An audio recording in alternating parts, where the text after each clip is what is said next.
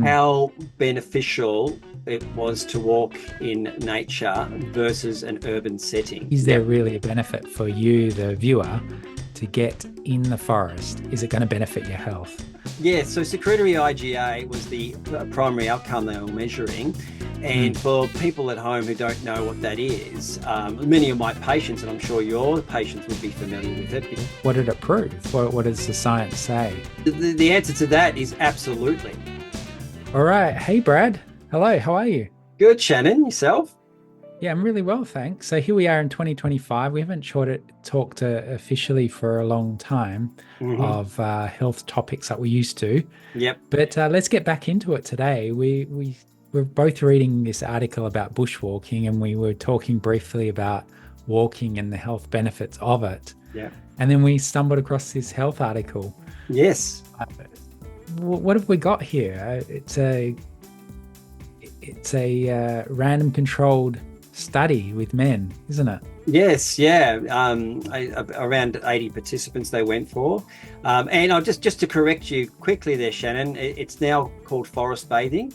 That's right. We're showing our age if we start calling it bushwalking, which is really a bit of a joke I have with my patients a lot of the time too, because they're a bit more familiar with the old term bushwalking.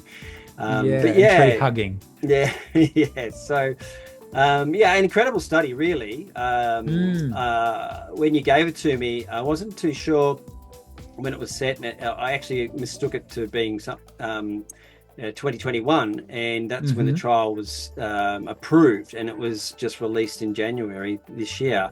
And I looked at it. I thought, we've had these studies on forest bathing, outdoor exposure, red light exposure from natural sources and so forth, and we've had lots of positive results. But even I, going through this study, was surprised at, especially making a comparison, and especially how well they did it, how well they conducted the study overall, how beneficial it was to walk in nature versus an urban setting, and all the parameters they tested.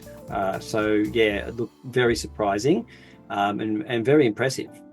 Yeah. So let's ask the question. So for a patient, is there really a benefit for getting amongst the forest, going for a walk, spending time outside the urban area? And I guess we'll base the discussion on that. Is there really a benefit for you, the viewer, to get in the forest? Is it going to benefit your health? Yep. And let's go through the study and look at what did it prove? What does the science say? Yep. And so, look, the answer to that is absolutely, a benefit. Yes. It was, look, 84 participants isn't a big study, but as they point out, they covered all their bases. They did the randomization as best they possibly could. They took into consideration even things like the weather and all aspects of the environment, what the participants were having to notice during their walks. So really very well done. Great study design. Would we like to see more this conducted with more people, a bigger sample size? Absolutely. Yes. And different genders as well. It was right. And maybe you could test even more parameters with women too. So, I think done very well. And and I think the sample size is enough to give us the results. The study gave us really positive results, really good p-values. So when you say about getting good results, what do they actually test in the? Yes, I know, but I'm asking for the viewer. How did they gauge it with science? Yeah, so secretory IgA was the primary outcome they were measuring. And for people at home who don't know what that is, many of my patients, and I'm sure your patients would be familiar with it, because it's something that comes up a lot that we test for in microbiome analysis.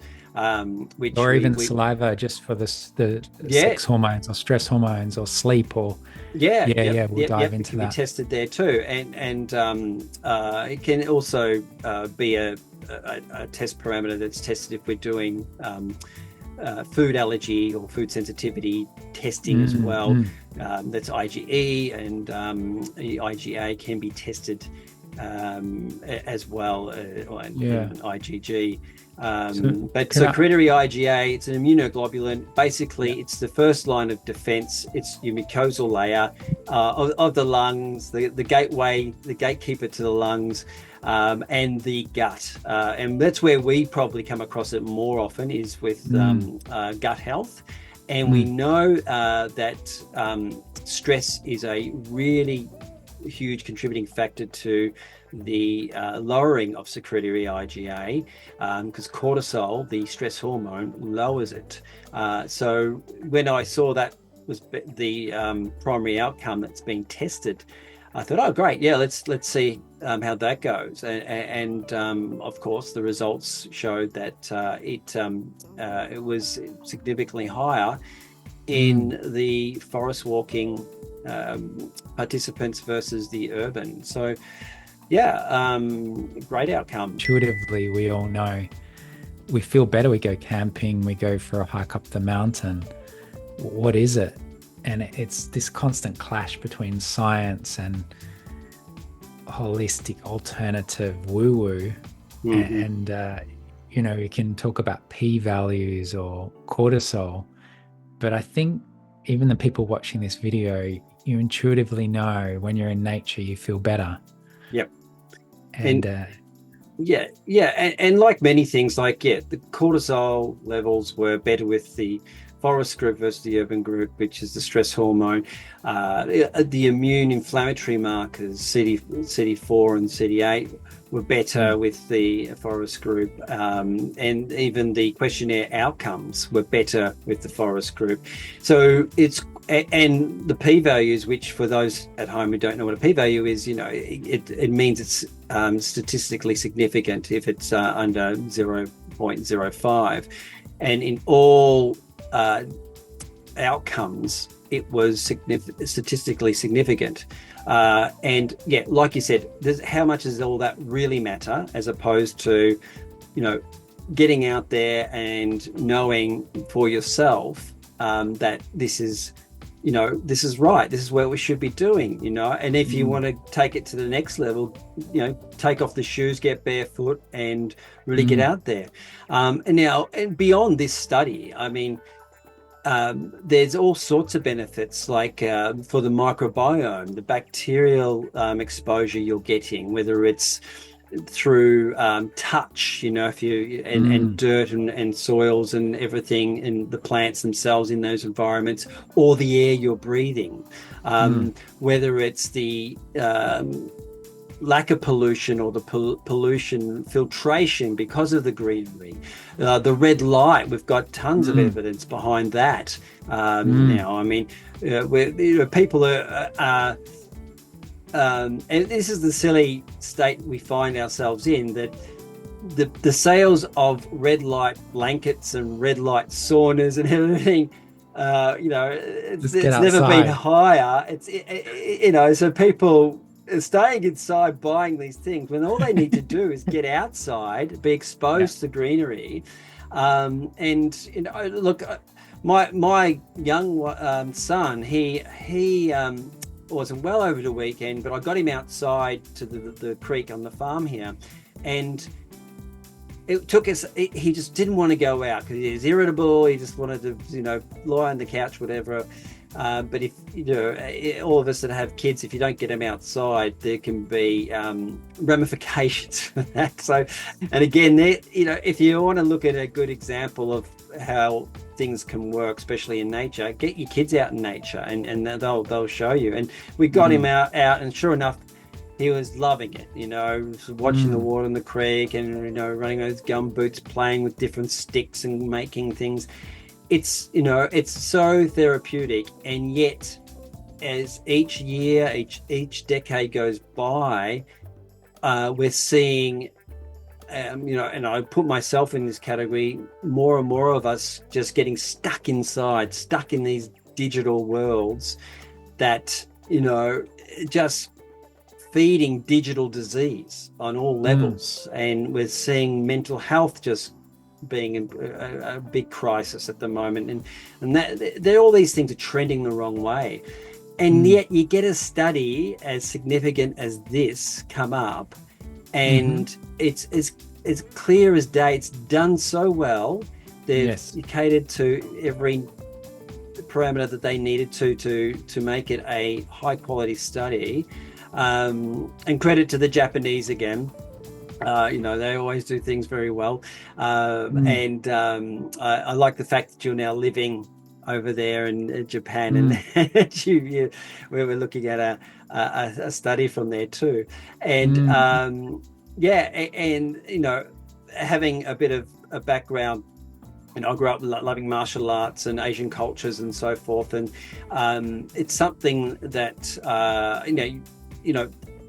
the Japanese have these big cities. Tokyo's kind of like these big urban environments, but as you're doing over there, you can always appreciate like the zen of the Zen garden, or the appreciation to the countryside where you are. And maybe you could speak to that a bit more, because in Japan is a perfect, if you're talking about urban and country or forest environments, you've got the ultimate of both there, haven't you? Yeah, that's correct. So the study, touching on that, they talked about, really was comparing just to getting out in the urban area versus the forest. So what's the difference really? Well, this study highlights that. Is just going outside in the backyard, is it just walking down to the local shops, is that enough healing in that to benefit you? And this study says not really. Urban environment is not enough. It has to be forest. It has to be really in nature with trees and bushland. But could you throw out some ideas?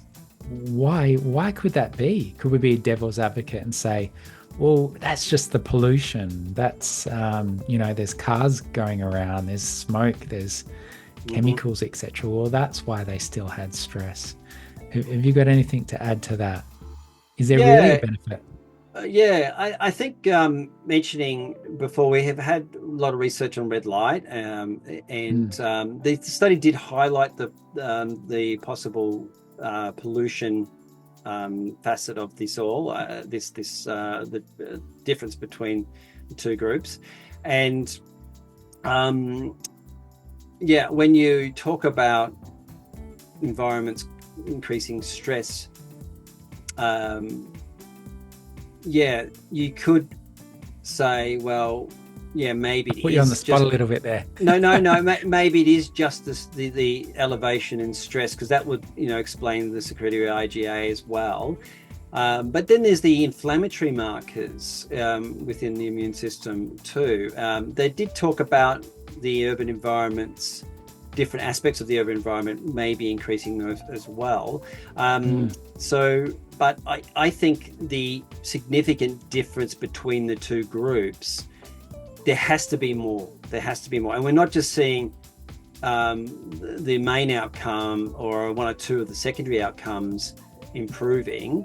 With all outcomes were significantly better with the forest group than the urban group, and including the questionnaires too. So the variation is way too much in my estimation to suggest that there's something else other than the fact that the forest it's got a plethora of benefits.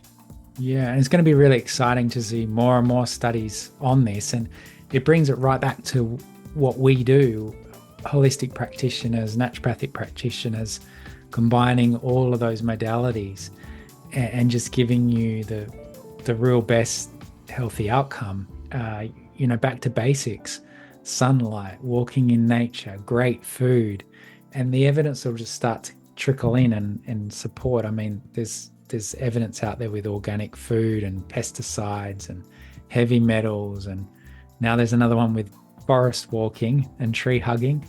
Yep.